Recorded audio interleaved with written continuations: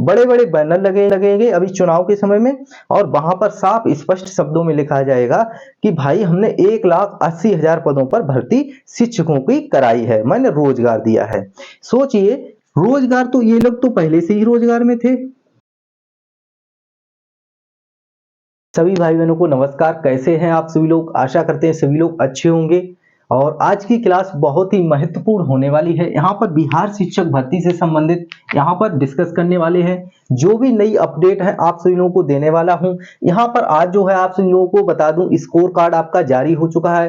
Please आप सभी लोग स्कोर कार्ड चेक करके कमेंट बॉक्स में जरूर बताइएगा कि आपका कट ऑफ से ऊपर नंबर गया है या नीचे गया है, आपका सिलेक्शन हुआ है या नहीं, कमेंट करके जरूर बताइएगा। इसके बाद आप लोगों को पता है कि ऑफिशियल जो कट ऑफ आया है इस बार जो है नया यहाँ पर कट ऑफ को जारी किया गया है डेट ऑफ बर्थ को साथ। तो यहाँ पर किस प्रकार से आपको अपना डेट ऑफ बर्थ के हिसाब से यहाँ पर देखना है कि डेट ऑफ बर्थ इन्होंने क्यों डिक्लेयर किया है, उस पर भी हम चर्चा करने वाले हैं, पूरा डिटेल से समझाने वाले हैं। इसके बाद यहाँ पर एक और नया अपडेट है, 7 नवंबर तक आप लोगों को लगभग सेकंड लिस्ट सप्लीमेंट्री रिजल्ट है जारी कर दिया जाएगा।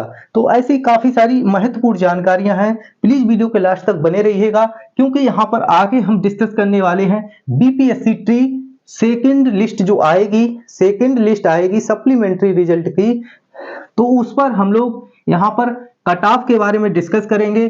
क्या कट ऑफ जा सकती है, मेल और फीमेल कैंडिडेट हैं, सेकंड लिस्ट जो है कौन कौन शामिल हो सकता है, क्या कट ऑफ रहने वाला है, क्योंकि जल्द ही आप लोगों के सामने सेकंड लिस्ट जारी हो जाएगी।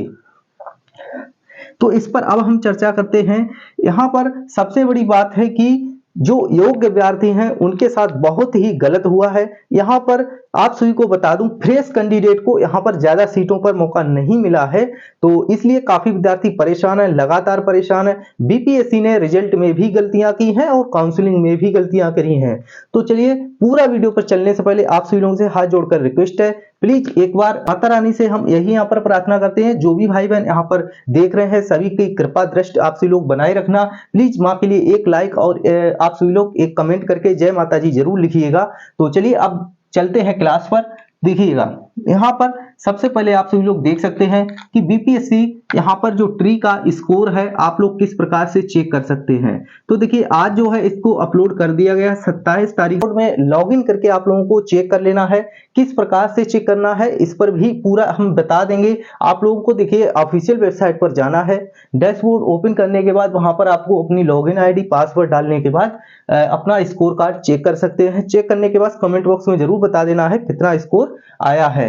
तो इसके बाद यहाँ पर अगर हम बात करते हैं ऑफिशियल कट ऑफ को, यहाँ पर डेट ऑफ बर्थ के हिसाब से कैसे जारी किया गया, तो देखिए यहाँ पर आगे हम अभी पूरा डिटेल से एक बार बताएंगे, लेकिन उससे पहले देखिएगा यहाँ पर जो डेट ऑफ बर्थ दे रखी है, जैसे अनरिजर्व का यहाँ पर 67 नंबर दे रखा है, और डेट ऑफ बर्थ जैसे कि दे रखी है 19/10 और मान के चलिए यहाँ पर 1986। तो ये चीज क्यों दे रखी है सभी के नीचे, कट ऑफ के नीचे, तो इसका जो है विद्यार्थी परेशान है। तो देखिए, इसको हम बता देते हैं। जैसे कि 67 नंबर पर कोई अभ्यर्थी है 1986 से लिया गया है, ठीक है। तो यहाँ पर अगर कोई कैंडिडेट 67 नंबर लेकर आ रहा है और उसका जो है यहाँ पर डेट ऑफ बर्थ 1984 है, तो यहाँ पर आप लोग देखिएगा कि 1986 जिसका डेट ऑफ बर्थ है उसको मौका मिलेगा। क्यों? क्योंकि उसकी ओवर एज हो रही है, समझ रहे हैं, क्योंकि वो विद्यार्थी जो है आपसे एज में अधिक है, इस वजह से उसको मौका दिया गया है। इसी प्रकार से यहाँ पर जो है कट ऑफ जारी किया गया है। तो आप लोगों को आगे हम दिखाने वाले हैं कि किस कैटेगरी पे कितनी एज पर यहाँ पर कट ऑफ को उठाया गया है। तो चलिए आगे भी यहाँ पर 7 नवंबर तक यहाँ पर सप्लीमेंट्री रिजल्ट डिक्लेयर कर दिया जाएगा। और देखिएगा यहाँ पर, ठीक है, एक्सपेक्टेड कट ऑफ अभी हम डिस्कस करने वाले हैं। जो भाई बहन कट ऑफ देख चुके हैं तो उनसे हाथ जोड़कर निवेदन है, पूरा डिटेल से एक बार यहाँ पर जो भी इंफॉर्मेशन है देख लीजिएगा, इसके बाद आप वीडियो को स्किप कर सकते हैं। बाकी भाई बहन जितने भी हाथ जोड़कर निवेदन है, वीडियो के लास्ट तक बने रहिएगा, आपके सारे डाउट क्लियर हो जाएंगे। तो चलिए आगे यहाँ पर देखिएगा, 7 नवंबर को आपको देखो, 7 नवंबर अर्थात फर्स्ट वीक ऑफ नवंबर का फर्स्ट वीक में आप लोगों को सेकंड लिस्ट का जो है सप्लीमेंट्री रिजल्ट है आप लोगों को देखने को मिल जाएगा। अब यहाँ पर लगातार विद्यार्थी कह रहे हैं सप्लीमेंट्री रिजल्ट। सप्लीमेंट्री रिजल्ट में यह होगा कि जैसे कि यहाँ पर अब काउंसलिंग लगभग खत्म हो चुकी है 26 को, इसके बाद जो सीटें रिक्त रहेंगी उसकी लिस्ट अब आपको जल्द ही देखने को मिल जाएगी। जो लिस्ट आएगी वो यहाँ पर सीटें जितनी भी कैटेगरी में जिस हिसाब से रिक्त हैं उसी हिसाब से यहाँ पर कट ऑफ को कम कर दिया जाएगा। अर्थात अगर कि यहाँ पर जैसे कि कट ऑफ अभी यूआर का 67 गया है, ईडब्ल्यूएस का यहाँ पर गया है, तो यहाँ पर जो भी कट ऑफ गया है उसमें 2 से 3 या 1-2 नंबर जो है गिरावट आप लोगों को देखने को मिलेगी। और यहाँ पर ये चीज डिपेंड करेगी कि सीटें कितनी रिक्त हैं। मान के चलिए अगर सीटें अधिक संख्या में रिक्त रह जाती हैं तो यहाँ पर अधिक से अधिक विद्यार्थियों को मौका मिलेगा। तो यहाँ पर और भी यहाँ पर एक बात निकल कर आती है कि यहाँ पर जो 40,000 नियोजित शिक्षक हैं, ये शिक्षकों ने आपकी सीटों को कवर कर रखा है। ऐसा मैं आशा करता हूं आप सभी लोगों को पता भी होगा।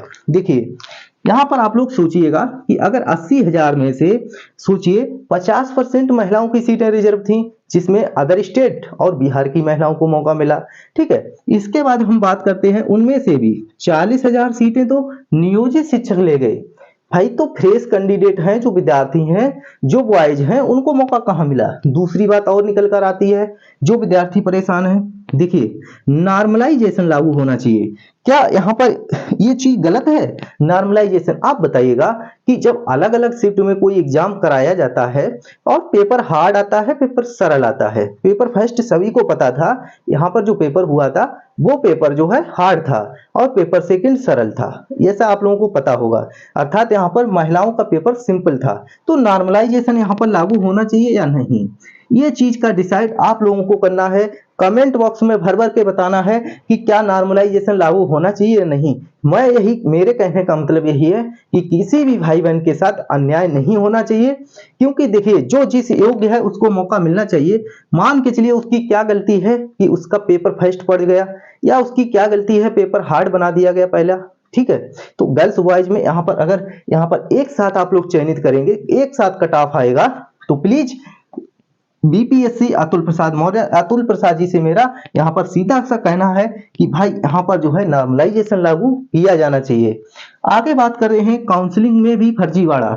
मैं आपको ऐसे कई सारे सबूत दिखा सकते हैं जहां पर फर्जी नाम पर आप लोगों को साफ दिखाई दे रहा है। मेरे तो एक बात अभी तक समझ में नहीं आ रही है कि बीपीएससी आयोग क्या चाहता है, यहाँ पर शिक्षा विभाग क्या चाहता है। सोचिए, जहां पर अगर 10 कैंडिडेट भी फर्जी पाए जाते हैं तो दोबारा से रिजल्ट और दोबारा से यहाँ पर सारी प्रक्रिया की जाती है, लेकिन यहाँ पर तो पूरा का पूरा घोटाला दिखने में आ रहा है। सोचिए, इतनी बड़ी भर्ती और उसमें इतने बड़े बड़े घोटाले, 10-10 हजार कैंडिडेट गलत घोषित कर दिए जा रहे हैं, फिर भी कोई आयोग इस पर एक्शन ही नहीं ले रहा।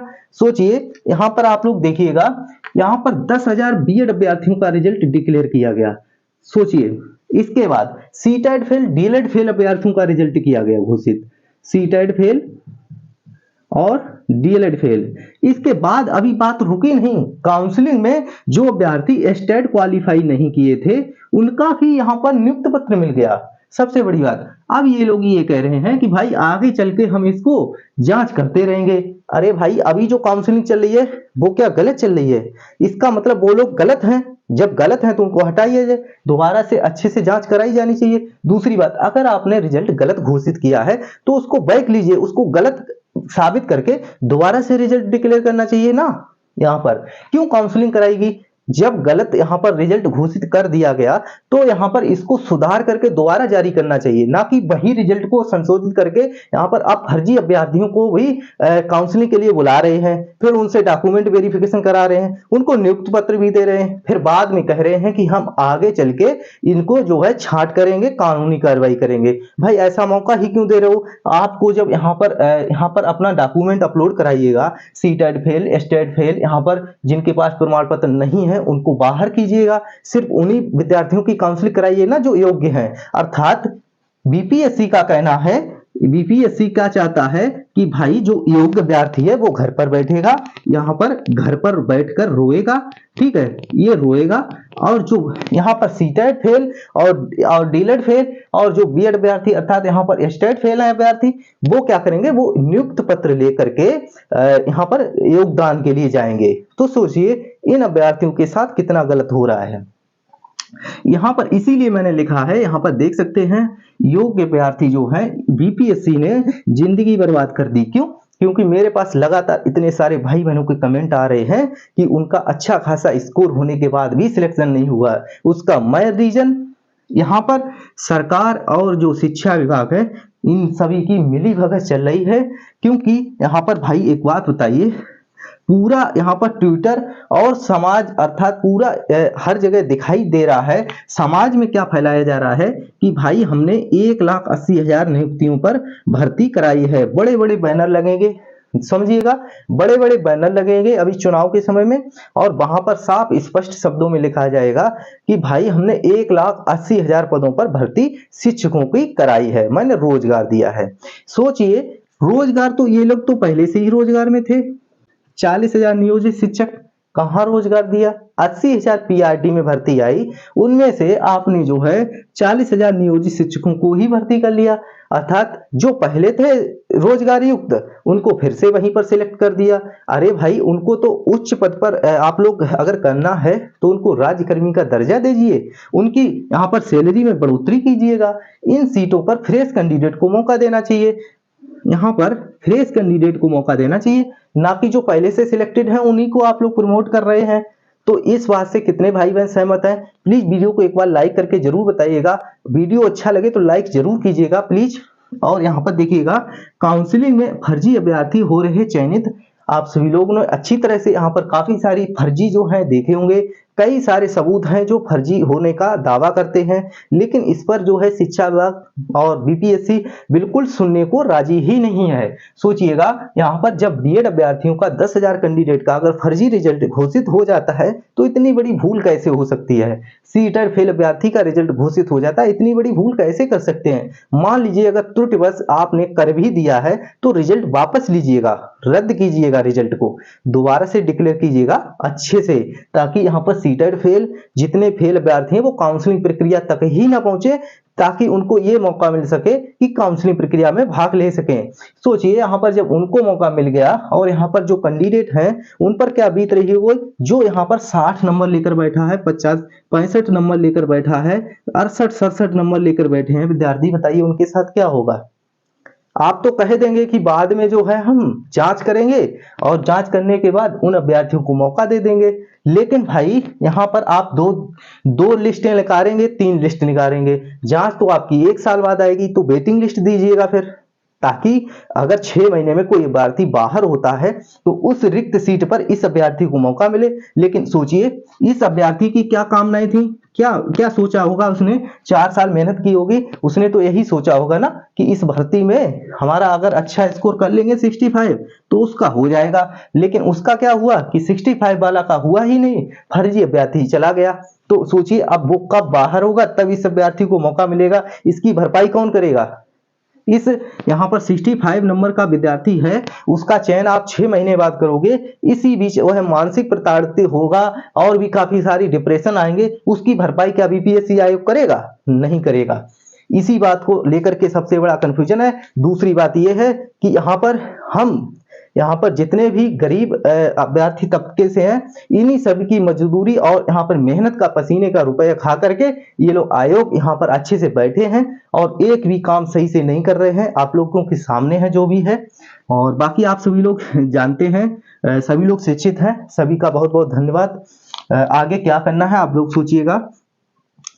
5% की छूट मिले, इस पर भी हम आपको बता देते हैं, और 100% सीटें भरी जानी चाहिए। देखिए, यहाँ पर जिस कैटेगरी में जितनी रिक्त सीटें हैं, काफी कैटेगरी ऐसी हैं जिनमें 39 पर ही स्कोर गया है, कुछ ऐसी रिक्तियां हैं जहां पर अभ्यर्थी ही नहीं पाए गए। तो मेरा प्लीज आयोग से निवेदन है, प्लीज आप खोल लीजिएगा और इन अभ्यर्थियों पर थोड़ी सी अपनी दया दृष्टि दिखाइएगा, ताकि जो सीटें रिक्त जा रही हैं यहाँ पर भर भर के आप दिखा रहे हैं 1,80,000 भर्ती थी, नियुक्त पत्र दिया 1,20,000 को, यहाँ पर काउंसलिंग प्रक्रिया, उसमें भी फर्जी अभ्यर्थी 40,000 यहाँ पर नियोजित शिक्षक, तो आपने भर्ती कराई ही कहाँ। जो सेकंड लिस्ट का जो कट ऑफ है वो कितना जा सकता है, तो इसको जो है आप लोग बिल्कुल देखिएगा, बताने वाला हूँ। चलिए, pre second list expected cut off अब कितना जा सकता है, तो देखिए यहाँ पर अगर हम मेल कैंडिडेट की बात करें और फीमेल कैंडिडेट की, फीमेल का कट ऑफ और मेल का कितना गया है। दूसरी बात यहाँ पर हम लोग डिस्कस करने वाले हैं डेट ऑफ बर्थ को लेकर। तो देखिए डेट ऑफ बर्थ यहाँ पर क्यों डिक्लेयर की गई है उस पर भी पूरा डिटेल से समझिएगा। देखिए यहाँ पर मान के चलिए अनरिजर्व कैटेगरी का यहाँ पर 40% पास आउट मार्क है, मिनिमम क्वालिफाइंग मार्क्स है, यहाँ पर कट ऑफ जो गया है 67 गया है। जो विद्यार्थी यहाँ पर ये दावा कर रहे थे, जैसे कि यहाँ पर बोल रहे थे कि सर मेरा 67 है, मेरा नहीं हुआ, लेकिन यहाँ पर जो 67 दूसरे कैंडिडेट का उसको मौका मिल गया, तो वही उसी चीज के लिए यहाँ पर जो है डेट ऑफ बर्थ को यहाँ पर घोषित किया गया है। देखिए यहाँ पर जैसे कि किसी अभ्यर्थी का 22/9/1986 यहाँ पर दे रखा है, इस अभ्यर्थी का इससे ऊपर जो है यहाँ पर लिया गया है। तो देखिए अगर किसी कैंडिडेट का यहाँ पर 1985 का हो, जिसका डेट ऑफ बर्थ 1985 होगा, और यहाँ पर एक कैंडिडेट का 67 नंबर है 1986 का, तो पहले इसको वरीयता दिया जाएगा, इसको नहीं दिया जाएगा। तो इसीलिए यहाँ पर कट ऑफ को घोषित किया गया है, आप लोग समझ पाएंगे। 56 अगर यहाँ पर ईडब्ल्यूएस का देखा जाए तो यहाँ भी देखिए 1995 गया है, पीबीसी का देखा जाए 1996, ओबीसी का 1994, एससी का यहाँ पर 2001, एसटी का यहाँ पर 1999। तो कुछ इस प्रकार से यहाँ पर डेट ऑफ बर्थ बताई गई है, आप लोग आशा करते हैं समझ चुके होंगे। और आगे बात करते हैं यहाँ पर कट ऑफ कितना जा सकता है। तो देखिए अनरिजर्व का अगर मेल का देखा जाए, कितने अभ्यर्थी कितने नंबर पर सेफ समझ सकते हैं सेकंड लिस्ट के लिए, तो उस पर आप सभी लोग देखिएगा। अगर अनरिजर्व का 67 गया है तो यहाँ पर आप जो है सबसे पहले तो यहाँ पर डिपेंड करेगा कि रिक्त सीटें कितनी रह सकती हैं। तो पहली सेकंड लिस्ट जाएगी तो उसमें ज़्यादा से ज़्यादा संख्या में रिक्त सीटें देखने को मिलेगी, और उसी बेस पर यहाँ पर अगर देखा जाए तो लगभग ऑलमोस्ट यहाँ पर देख के चलिएगा 64 प्लस नंबर जो भी अभ्यर्थी हैं उनको मौका मिल सकता है। ठीक है, यहाँ पर अगर देखा जाए तो 50 यहाँ पर 53 नंबर मान के चलिए प्लस, ठीक है, 53 पर यहाँ पर चांस मिल सकता है। इसके बाद ईबीसी की अगर हम बात करते हैं, ईडब्ल्यूएस में 53 जिन भी विद्यार्थियों के हैं उनको मौका मिल जाएगा। इसके बाद अगर हम आगे बात करते हैं, देखिएगा यहाँ पर ईबीसी की बात करते हैं तो जिसका भी 51 प्लस बन रहा है स्कोर, बिल्कुल चांस है। ये मेल कैंडिडेट की बात कर रहा हूँ, फीमेल की मैं आगे बात करूंगा। तो अदर स्टेट का है वो भी कैंडिडेट 64 प्लस अगर बन रहे हैं तो मौका मिल सकता है। प्लीज स्कोर कार्ड चेक करके एक बार कमेंट बॉक्स में जरूर बताइएगा यहाँ पर। इसके बाद ओबीसी की अगर हम बात करते हैं, यहाँ पर देख सकते हैं 60 कट ऑफ गया है, लेकिन यहाँ पर अगर किसी भी कैंडिडेट का यहाँ पर स्कोर यहाँ पर 55 प्लस बन रहा है तो चांस मिलने की संभावना है। ठीक है, अर्थात 55-56 तक जा सकता है। इसके बाद एससी की बात करते हैं तो यहाँ पर 45 प्लस अगर बन रहा है तो बिल्कुल चांस है। एसटी की अगर हम बात करते हैं तो 43 प्लस स्कोर है तो चांस मिल सकता है। ठीक है, 43 अगर बन रहा है प्लस होना चाहिए, 43 प्लस ही नंबर चलेगा। इसके बाद अगर हम फीमेल की बात कर रहे हैं तो फीमेल का भी इसी प्रकार से कुछ डेट ऑफ बर्थ दे रखा है अलग अलग कैटेगरी का, यहाँ पर मैं शो कर दूंगा, देख लीजिएगा। और बाकी यहाँ पर अगर सेकंड लिस्ट में आप लोगों को कितने नंबर पर मौका मिल जाएगा उस पर अगर डिस्कस करते हैं तो देखिएगा फीमेल का अभी जो कट ऑफ अनरिजर्व का गया है वो आप लोग देख सकते हैं 57 गया है, लेकिन आगे जो है कितना जा सकता है। तो देखिए यहाँ पर अगर आपका 54 प्लस बन रहा है अनरिजर्व कैटेगरी का तो आपको मौका मिल सकता है। इसके बाद यहाँ पर अगर हम बात करते हैं ईडब्ल्यूएस की, तो ईडब्ल्यूएस का यहाँ पर अभी गया है 48 नंबर। 48 पर अगर यहाँ पर देखिएगा आपको पता है 40% जो है यहाँ पर आपको पासिंग क्राइटेरिया के नंबर चाहिए हैं, लेकिन उतना ही कट ऑफ गया है जितना कि पासिंग क्राइटेरिया है। तो आप लोगों ने देख लिया, वही कट ऑफ उठाया गया है जो बताया था। अनरिजर्व को छोड़कर मैंने बताया था यहाँ पर कट ऑफ वही रहने वाला है। तो ईडब्ल्यूएस का आप सभी लोग देख सकते हैं, लेकिन यहाँ पर जो फीमेल को पासिंग क्राइटेरिया नंबर चाहिए थे वो देख सकते हैं। फीमेल के लिए यहाँ पर 32% था, अर्थात 39 नंबर पर सिलेक्शन हुआ है। यहाँ पर ये मेल कैंडिडेट के लिए था। ठीक है, तो यहाँ पर कितना गया है 48, तो यहाँ पर 45 प्लस स्कोर अगर जिन भी महिलाओं का है उनको चांस मिल जाएगा। आगे बात करते हैं यहाँ पर अगर हम 44 नंबर इसका गया है ईबीसी का। यहाँ पर देखिएगा ये रहा ईडब्ल्यूएस का, और ईबीसी की अगर हम बात करते हैं, ईबीसी का कितना जा सकता है, तो 41 प्लस जो भी यहाँ पर फीमेल हैं, महिलाएं हैं, यहाँ पर मौका मिल सकता है 40 प्लस मान के चलिए, क्योंकि इसमें थोड़ी सी गिरावट आपको ज़्यादा देखने को मिल सकती है। बाकी यहाँ पर आगे बात करते हैं ओबीसी कैटेगरी की, तो अगर यहाँ पर किसी भी महिलाओं का 40 प्लस नंबर है, 45 प्लस नंबर है ओबीसी कैटेगरी से, तो बिल्कुल मौका मिल जाएगा, परेशान नहीं होना है। इसके बाद यहाँ पर देख सकते हैं पासिंग क्राइटेरिया पर ही सिलेक्शन हो गया है यहाँ पर एससी और एसटी महिलाओं का, तो यहाँ पर जो है सीटें रिक्त रह सकती हैं। अगर जो भी सीटें रिक्त रहेंगे, अर्थात अब डीवी के बाद, काउंसलिंग के बाद यहाँ पर जो सीटें रिक्त आएंगी वो सीटें रिक्त रह सकती हैं। तो मेरा कहना यही है, जो सीटें रिक्त रह जाएंगी उन सीटों को यहाँ पर या तो अनरिजर्व महिलाओं को दे देना चाहिए, या फिर यहाँ पर किसी भी कैटेगरी को, लेकिन सीटें 100% भरी जानी चाहिए। कितने लोग चाहते हैं कि यहाँ पर जो सीटें रिक्त हैं, क्योंकि आप लोग सोचिएगा यहाँ पर जो एससी एसटी की महिलाएं हैं, मान के चलिए किसी का अगर यहाँ पर 55 नंबर हुआ, तो वो लोग यहाँ से यहाँ पर जाकर ये सीट ले लिए होंगे, तो इस सीट को यहाँ पर अगर खाली है तो इसको ये वाली सीट को दे देनी चाहिए। देखिएगा जो सीटें रिक्त जा रही हैं, प्लीज सबसे हाथ जोड़कर निवेदन है, ज्यादा से ज्यादा यहाँ पर आप लोग कमेंट कीजिएगा। देखिए सीटें 100% भरी जानी चाहिए, 5% की रिलैक्सेशन देनी चाहिए, चाहे वो 9 to 10th का हो, चाहे 11 to 12th का। मुझे पता है सभी में सीटें जो हैं रिक्त जा रही हैं, आपको भी पता है। भर्ती तो निकाली है, लेकिन थोड़ा सा कट ऑफ डिक्रीज कीजिए ना। जब पेपर इतना हार्ड बनाया है, विद्यार्थी क्वालिफाई नहीं कर पाए हैं, तो क्वालिफाइंग मार्क को थोड़ा कम कीजिएगा, 5% की रिलैक्सेशन दीजिएगा, ताकि यहाँ पर जो 9 to 10th अभ्यर्थी है, 11 to 12th का अभ्यर्थी है, और चाहे वो पीआरटी का अभ्यर्थी है, जो सीटें रिक्त जा रही हैं उन सीटों को 100% भरा जाना चाहिए। ये चीज क्यों नहीं प्रूफ के साथ दे रहे हैं? क्यों बार बार एग्जाम करा रहे हैं? खाली 40,000 कैंडिडेट ले रहे हैं, उसका आधा कैंडिडेट ले लो, 50% सीटें भरी गई हैं, 1/3 सीटें भरी गई हैं, फिर अगली भर्ती में फिर से दिखा दो कि हमने भर्ती निकाली है। भाई क्यों ये कब तक खेल चलता रहेगा? आप लोग प्लीज क्यों नहीं यहाँ पर सपोर्ट कर रहे हैं? आप लोग प्लीज चैनल को एक बार सब्सक्राइब कीजिएगा, ताकि यहाँ पर अपडेट आप लोगों को मिलती रहे। तो आप लोग अगर सहमत हैं तो प्लीज कमेंट बॉक्स में जल्दी से बताइएगा एक बार। और बाकी आप सभी लोग अपना स्कोर कार्ड चेक करने के बाद एक बार कमेंट बॉक्स में सभी को बता देना है कि मेरा इतना स्कोर आया है। आप सभी लोगों का मैं रिप्लाई देने वाला हूं, और आप सभी लोग ऐसी अपडेट पाने के लिए चैनल को जरूर सब्सक्राइब कर लें।